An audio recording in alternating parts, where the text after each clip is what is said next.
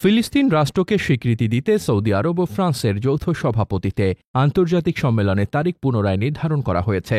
আগামী ২৮ ও ২৯ জুলাই শুরু হবে এই সম্মেলন।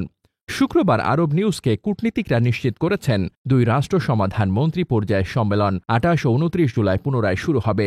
বিস্তারিত শীঘ্রই জানানো হবে।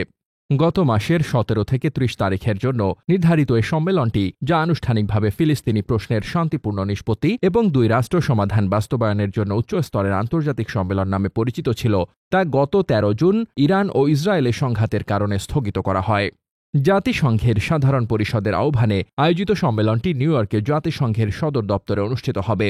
এর লক্ষ্য হল জরুরি ভিত্তিতে এমন সুনির্দিষ্ট পদক্ষেপ গ্রহণ করা যা দ্বিরাষ্ট্র সমাধান বাস্তবায়নের দিকে পরিচালিত করবে এবং ইসরায়েল ও ফিলিস্তিনিদের মধ্যে কয়েক দশক ধরে চলমান সংঘাতের অবসান ঘটাবে। গত মাসে সম্মেলনটি স্থগিত করার সময় ফরাসি প্রেসিডেন্ট ইমানুয়েল ম্যাক্রো বলেছিলেন, লজিস্টিক এবং নিরাপত্তার কারণে সম্মেলনটি পিছিয়ে দেওয়া হচ্ছে, তবে এটি যত তাড়াতাড়ি সম্ভব অনুষ্ঠিত হবে বলেও আশ্বাস দেন তিনি।